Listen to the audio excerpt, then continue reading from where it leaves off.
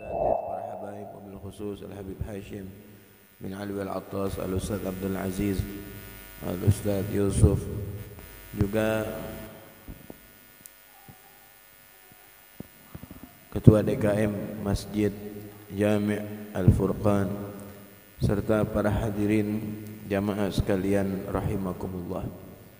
Alhamdulillah, pada malam hari ini kita berkumpul sebagaimana biasa dalam pengajian bulanan setiap awal malam Rabu, pengajian Jam'iyatul Majalis An-Nur. Alhamdulillah kita masih diberikan istiqamahan oleh Allah Subhanahu wa taala.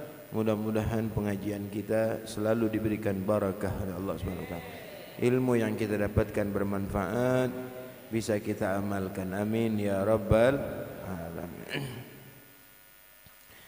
Langsung saja kita lanjut pengajian kita di dalam membaca kitab Syarah Hadis Jibril yang dikarang oleh As-Sayyid Al-Alim Al-Allamah Al-Habib Zain bin Ibrahim bin Sumaid, matta'ana Allah bituli hayatih wa tawwalallahu umrahu wa hafizahu Allah wa ra'ah wa nafa'ana bi'ulumihi Bidaraini amin ya rabbal alamin. Al-ghuslu. Bab sekarang kita pindah menerangkan tentang babul ghusli. Babul ghusli. Apa artinya ghusli? Anak-anak jangan berisik di atas. Shh. Anak-anak, ada al-ghuslu, ada al-ghaslu, ada al-ghislu. Nah, ya. Bahasa Arab ini luas. Jadi beda harokat aja maknanya beda. Seperti ardu, ada ardu, ada irdu, ada urdu. Ya, ardu, irdu, urdu, itu beda tuh. Hurufnya sama, ain, ra, dad, cuman beda harokatnya doang. Nah, ini ada al-ghuslu, ini babul ghusli, bab menerangkan tentang mandi. Ghusul itu artinya mandi. Kalau pakai dhammah artinya mandi. Mandi itu artinya menyeluruhi seluruh badan dengan air. Mandi itu artinya menyeluruhi seluruh badan dengan air. Menyeluruhi badan dengan air itu ghuslu. Ada lagi ghuslu. Kalau ghuslu artinya membasuh. Ketika kita wudu, yang pertama kita basuh apa? Yang wajib muka. Itu ghuslu. Ya. Ghuslul wajhi, membasuh muka. Jadi kalau sebagian badan yang dibasuh pakai fathah, ghuslu. Itu. Kalau sebagian kayak basuh muka doang, ghuslu. Basuh tangan doang, ghuslu. Basuh kaki doang, ghuslu. Kalau membasuh seluruh badan namanya ghuslu, mandi. Ada lagi ghislu. Kalau ghislu alat yang digunakan buat mandi. Apa alat yang digunakan mandi? Gayung, bak. Nah, itu ghislu. Paham kira-kira ya? Nah, sekarang yang dijelaskan di sini adalah bab tentang mandi, ghuslu, babul ghusli. Karena dia mudhaf ilaih, jadi lamnya dikasrohkan, babul ghusli. Ya. Nah, di sini dikatakan al-ghuslu. Ya. Al-ghuslu huwa, mandi itu adalah sayalanul ma'i, sayalan bukan sialan ya. Sayalan, sayalan itu artinya mengalirkan air, ya. Mengalirkan air, ya. Ala jami'il badan, di atas seluruh badan. Jami'il badan itu seluruh badan, dari ujung rambut sampai ujung kaki, seluruh badan, ya. Itu ghuslu artinya. Biniyatin makhsusah, dengan niat yang khusus. Artinya mandi apa? Ngalirin air ke seluruh badan dengan niat. Niatnya khusus. Ente mau mandi apa sekarang? Mandi wajib. Niatnya mandi wajib, khusus. Ente mau mandi apa? Mandi sunnah hari Jumat. Niatnya sunnah hari Jumat. Jadi niatnya khusus. Ya, makanya niat itu gunanya niat untuk membedakan mana yang ibadah, mana yang bukan ibadah. Ente mandi, tadi ente mandi gak sore? Mandi kan? Pakai niat gak? Enggak. Masa niat ente mandi, niat apaan? Junub. Ente niat tadi mandi, niat gak tadi? Enggak, mandi sore. Niat gak? Kagak. Syubur gitu ya. Itu mandi kebiasaan namanya, bukan mandi ibadah. Bukan mandi ibadah. Itu mandi kebiasaan. Nah, niat di dalam mandi itu untuk membedakan bahwasanya mandi yang ente laksanakan ini adalah mandi ibadah. Ya. Niatnya khusus, ya, niatnya khusus. Biniyatin makhsusah, itu mandi. Arti definisi mandi adalah mengalirkan air ke seluruh badan dengan niat yang khusus. Berarti yang dimaksud di sini. Tapi pada umumnya mandi itu ya mengalirkan air doang ke seluruh badan tanpa niat. Itu pada umumnya. Tapi di dalam bab ini, bab mandi ini, yang dimaksud mandi di dalam fikih ini yang diterangkan adalah mandi yang pakai niat. Kalau mandi yang nggak pakai niat, nggak usah ada rukunnya, nggak usah pakai syarat. Mau kena semua nggak apa-apa, mau ada yang kagak kena juga nggak apa-apa. Tapi kalau mandi yang diterangkan di sini dalam fikih, jadi mandinya tuh harus ada niat dan ada rukun dan syarat. Terkadang mandi itu bisa wajib, terkadang mandi itu bisa sunnah. Yang di sini. Nah, di sini diterangkan wa yajibu, dan mandi itu wajib ala zakari wal unsa, baik bagi laki-laki, wal unsa atau dan juga perempuan, bukan atau, dan perempuan. Wajib mandi itu bagi laki-laki dan perempuan bil janabati, kalau dia punya janabah. Kalau dia punya janabah, maksudnya kalau dia junub.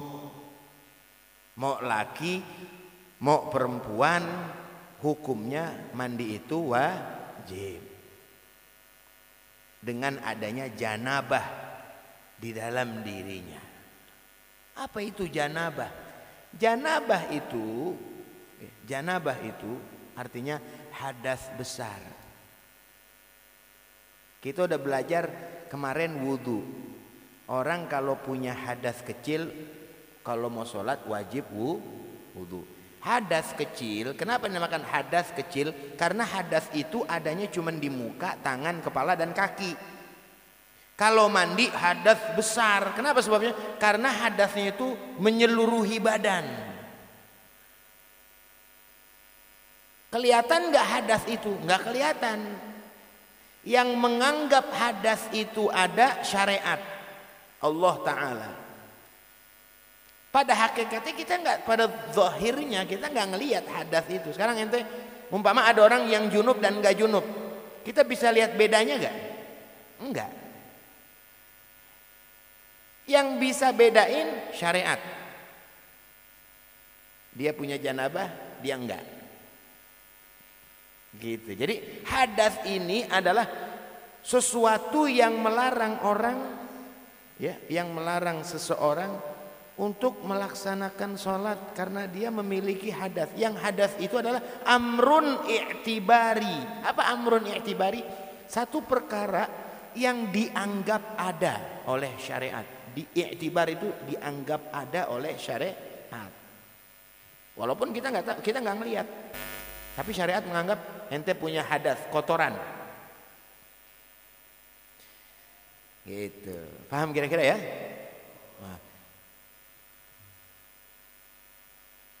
Nah, di sini dikatakan wahia, dan janabah itu tahsulu akan terdapat pada seseorang. Janabah itu, junub itu akan terdapat pada seseorang bi ahadi amrain, dengan salah satu dari dua perkara. Orang junub jadi sebabnya dua. Orang bisa junub sebabnya dua.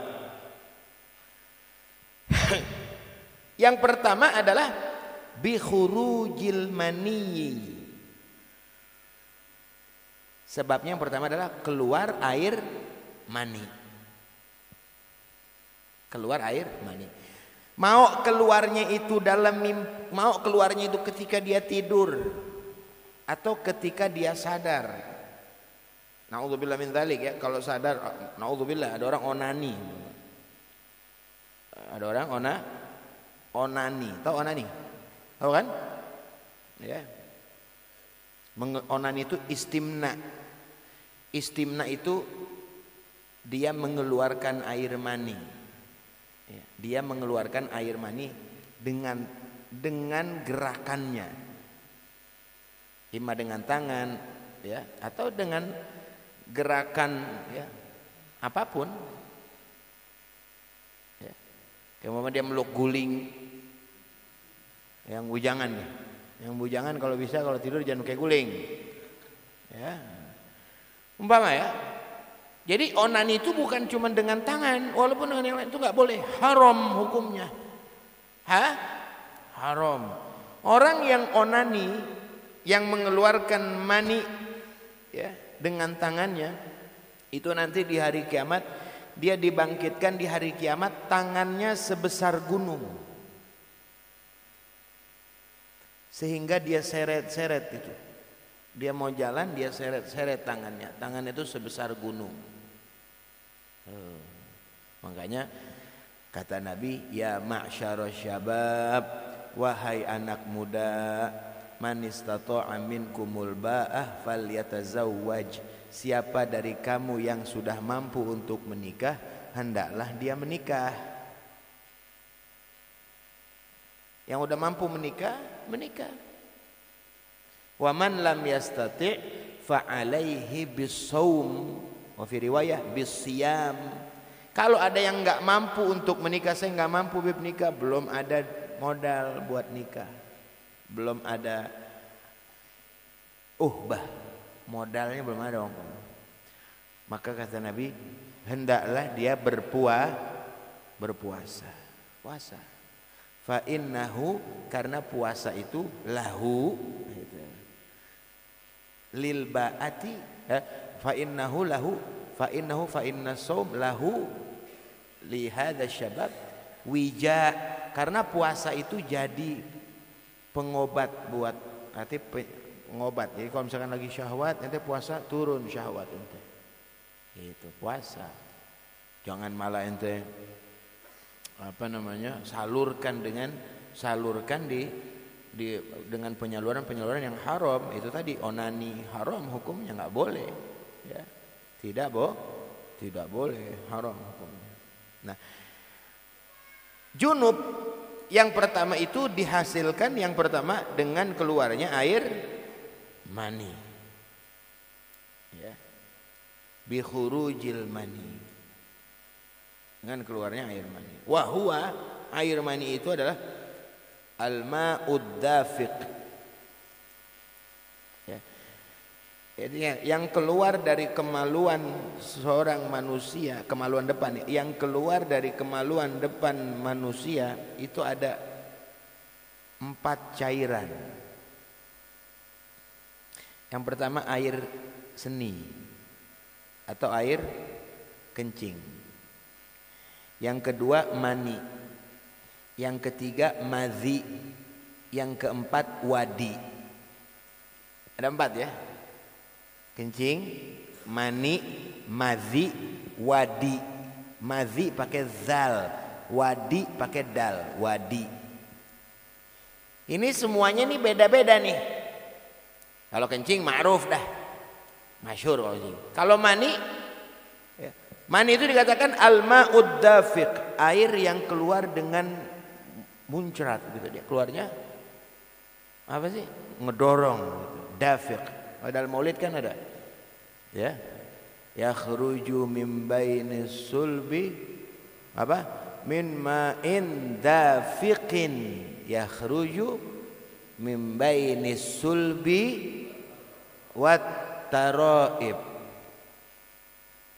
Ya. Air mani itu ma'un dafiq, air yang muncrat yang keluar, yakhruju min bainis sulub, yang keluarnya dari mana? Air mani itu ada di mana? Kalau laki itu adanya di sulub belakang sini nih. Ini air mani ada di sini. Keluar dari mana? Kalau perempuan wataroib, perempuannya ada di sini. Air maninya tuh tersimpannya di taroib. Taroib ini ada di sini, di iganya. Ya, jadi sulub itu ini, taroib ini. Ngerti? Ya. Jadi airnya itu muncrat keluarnya kalau air mani. Ya. Jadi enggak, kalau kencing kan gitu. Kalau mani teret itu mani. Itu alamatnya. Yakhruju bitadaffuqin. Juga wabilazzatin, ketika keluar lazzah. Lazzah itu lezat. Lezat itu bahasa Arab ya. Lazzah, lazzat, lezat maksudnya. Keluarnya lezat ya. Ya keluar mani dia merasakan kelezatan. Itu. Beda sama kencing kan. Kalau kencing kan orang keluar kencing lezat. Kan? Kecuali kalau misalkan dia nahan kencing begitu pas keluar mandi, gitu. Lezatnya karena udah enggak nahan, udah plong gitu ya. Tapi kalau mani beda lezatnya. Yakhruju bitadafuqin wa bilazzatin. Ya. Alladzi yakhruju aqibas syahwati, yang keluarnya itu setelah syahwat. Ya. Keluar itu setelah syahwat. Ya. Enggak ada orang keluar air mani enggak syahwat, kecuali kalau dia punya penyakit beser mani. Na'udzubillah. Ada orang punya penyakit beser kencing, ada orang punya penyakit beser mani. Jadi maninya tuh keluar terus. Na'udzubillah min dzalik ya. Mudah-mudahan kita terhindar ya. Tapi pada umumnya mani itu bagi yang sehat keluarnya itu setelah syahwat. Syahwat memuncak, nah baru keluar dia.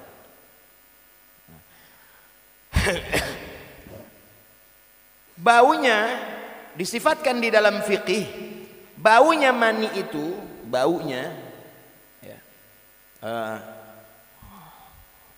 kalau dia basah seperti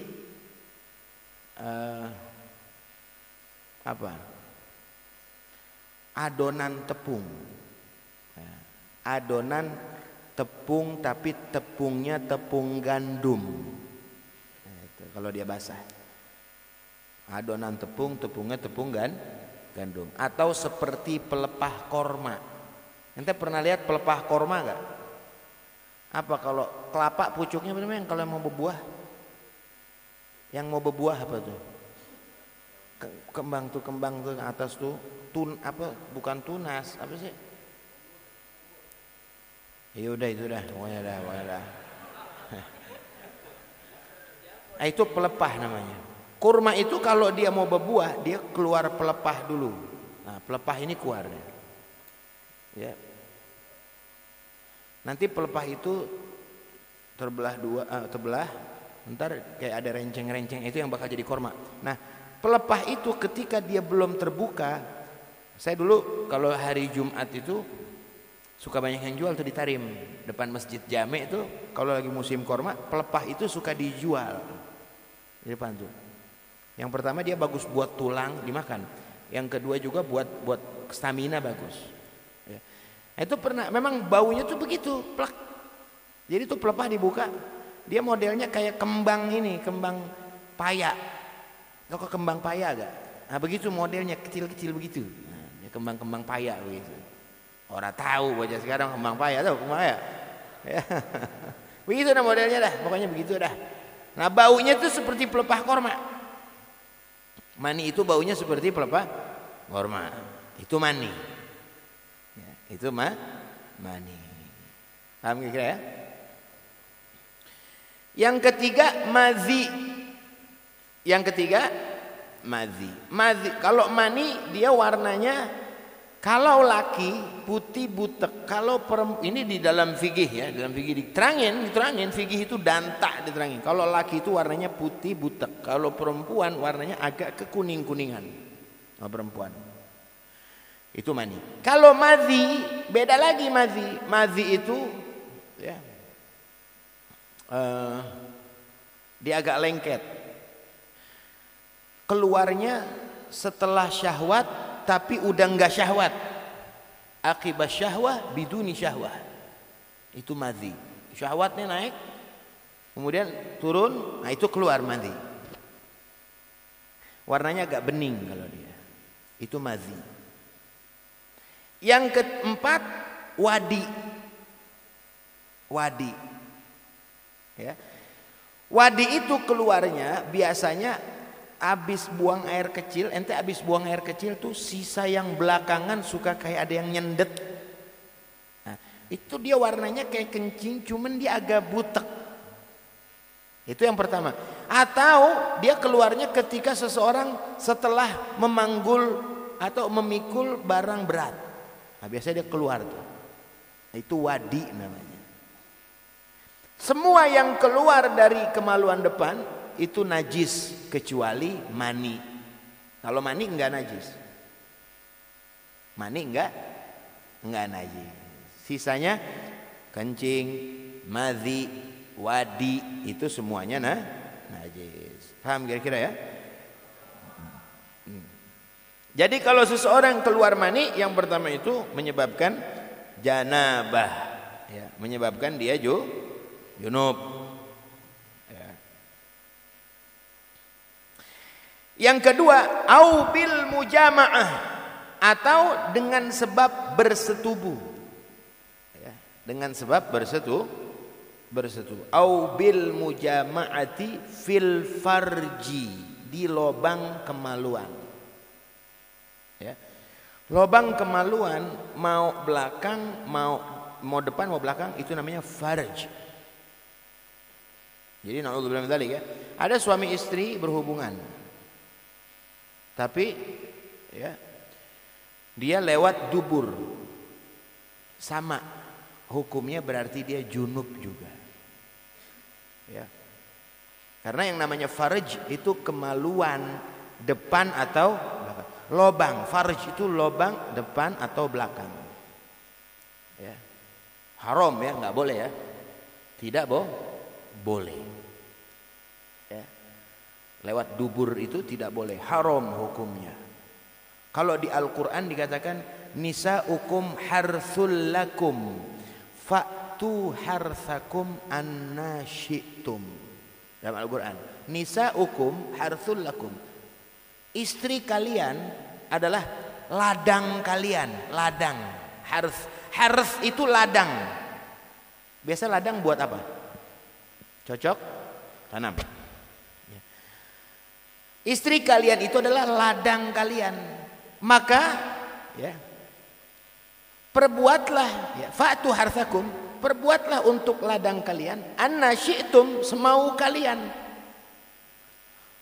Maksudnya semau kalian, bukannya bebas. Bebas dong berarti mau dikubul, mau didubur boleh? Enggak boleh. Karena yang namanya Harth itu ladang. Ladang buat bercocok tanam. Cocok tanam itu kan biasanya nanam bibit keluar hasil. Nah, bercocok itu bisanya cuma di kemaluan depan saja. Ente mau menghasilkan anak kan? Mau menanam bibit di depan apa di belakang? Di depan, mesti di belakang. Jadi apa? Ya, di patung. Jadi bercocok tanam itu di depan. Fa'tu harthakum anna syi'tum. Nah, maksudnya sebagaimana terserah kalian, sekehendak kalian. Maksudnya tuh boleh ente berjima dengan istri. Oh ya, artinya mau ini nggak apa-apa ya, anak-anak muda ini bakal nikah insyaallah, nggak apa-apa. Artinya terserah kalian. Mau model bagaimana terserah. Yang penting jangan lewat dubur. Kalaupun ada yang melakukan haram itu, maka tetap dia wajib mandi karena dia junub juga hitungannya. Paham kira-kira ya? Jadi yang kedua ini ya, kalau jelasnya begini. Yang kedua yang menyebabkan junub masuknya kemaluan lelaki ya ke farj. Farj itu mau farj itu farj perempuan atau laki, naudzubillah min dzalik. Ada orang liwat, tahu liwat, homo. Naudzubillah. Ini lebih berat dari zina ini. Homo itu lebih berat dari zina, liwat. Syaitan itu kalau ada orang yang melakukan homo pergi dia jauh. Enggak mau dekat. Setan, iblis ini enggak mau dekat sama orang yang sedang melakukan makut azab. Berat. Hati-hati. Ente naudzubillah ya. Sama orang yang begitu aja jangan dekat karena nular. Naudzubillah, nular dia. Sama yang kayak banci-banci gitu. Kan banyak tuh sekarang tuh. Banyak enggak? Nah, itu jangan dekat-dekat nular. Itu ya. Itu bukannya banci. Kalau banci beneran orang yang punya dua kelamin, laki ada perempuan ada, itu banci. Kambing juga ada yang banci kan, ada yang punya dua kemaluan. Kalau yang model kayak begitu, yang lagu-lagunya kayak perempuan, bukan banci, itu badak liar. Ya.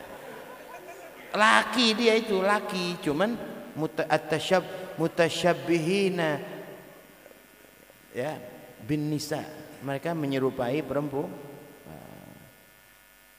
Jangan nanti bilang, oh itu udah kodrat kita, hak asasi pala lu. Itu penyakit. Ente mesti sembuhin. Ya. Itu penyakit, ente mesti sembuhin itu. Bagaimana cara penyembuhan? Datang ke ahli psikiater. Ente mesti disembuhkan. Bukan berarti ente nerima kodrat ente. Ente laki, punya kemaluan laki, tapi lagu ente ke perempuan. Oh, udah ini kodrat saya begini. Terus kalau ente mau diapain? Potong, diganti. Nauzubillah. Haram hukumnya. Mal'un. Dilaknat sama Allah. Ya, jangan tuh, banyak orang gaya-gaya kayak banci-banci begitu. Buat candaan. Haram. Nggak boleh. Itu lewat. Kalau ada orang homo, ya, tetap dia junub. Atau ada orang yang menyetubuhi binatang.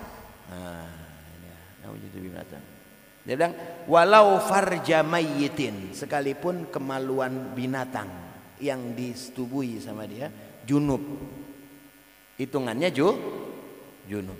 Haram juga ityanul bahaim, haram hukumnya ya.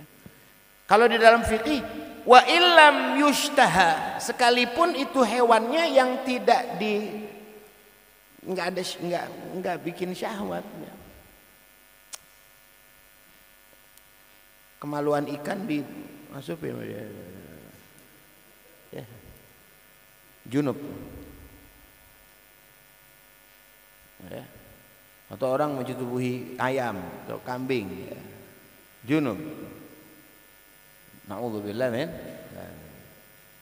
Dulu ada orang pernah kambing disetubuhi sama dia, yang direkam tadi. Ada satu orang kambing disetubuhi sama dia. Begitu 5 dia akhirnya ini orang lagi memang bini nggak punya apa nggak punya, lihat kambing diberi sama dia, disetubuhi. Setelah disetubuhi kambing udah pergi. Begitu 4-5 bulan kemudian dia lewat kampung itu lagi, dia lihat tuh kambing yang dia setubuhi dulu mau beranak. Waduh, was-was. Ya. Takutnya begitu lahir orang, karena memang dia yang nanam kan. Dia liatin satu-satu. Ini yang punya lagi nungguin, dia ngeliatin dari jauh. Begitu keluar palanya, pala kambing. Alhamdulillah, selamat. Keluar badannya, lihat badan kambing. Lihat kaki belakangnya, diperhatiin sampai keluar semua kambing semua dah. Alhamdulillah kambing. Oh, udah aman dah dia. Begitu pas dia mau balik pulang, waktu begitu ngadep balik belakang ada panggilan, "Baba," begitu manggil dia. Kambingnya manggil "Baba," begitu manggil Baba. Haram hukumnya. Sekalipun farj hayawan, farj bahimah, ya, tetap hitungannya junub. Ya. Dan bersetubuh, mau keluar mani mau nggak keluar mani tetap hukumnya junub. Sudah dukhul, sudah bersetubuh, sudah dukhul, ya, sudah dukhul. Umpama lagi bersetubuh sama istrinya, tahu-tahu ada tamu datang. Assalamualaikum, mana rewel banget tamunya. Oh, udah keluar juga dah. Ditunda ya. Mau maghrib kebenaran, maghrib mau habis waktunya. Oh, udah, nggak usah diterusin besoknya. Mandi, ya, mandi janab. Sekalipun belum keluar mani. Ya. Kalau dia udah dukhul, ya, maka hukumnya junub. Begitu. Paham kira-kira ya? Wa yajibu aidan 'alal mar'ati. Ya. Ini umum nih, laki perempuan nih. Kalau keluar mani sama bersetubuh laki perempuan umum. Ini janabah. Ada lagi nih, wa yajibu aidan 'alal mar'ati, dan wajib mandi juga bagi perempuan inda tuhriha minal haid wan nifas, ketika dia selesai suci dari haid dan nifas. Kelar nifas, haid, dia janabah tuh. Wajib mandi, ya, wajib. Nanti hukum mandinya sama. Ini disebutkan sebab-sebab mandinya dulu. Jadi kalau laki, kalau keluar mani dan bersetubuh umum laki perempuan. Kalau perempuan khusus lagi apa? Haid, nifas, dan juga wa minal wiladati, juga habis melahir. Ada perempuan yang melahirkan, habis melahirkan kagak keluar darah nifas, tetap wajib mandi. Ya, tetap wajib mandi, ya. Sebab melahirkan itu mewajibkan mandi. Walau mudghatan, sekalipun ngelahirinnya segumpal daging doang, au alagatan, atau segumpal darah, keguguran. Ada perempuan yang keguguran, keluar segumpal daging atau segumpal darah, keguguran, ya. Itu juga wajib mandi. Karena itu melahirkan juga walaupun nggak sempurna. Itu.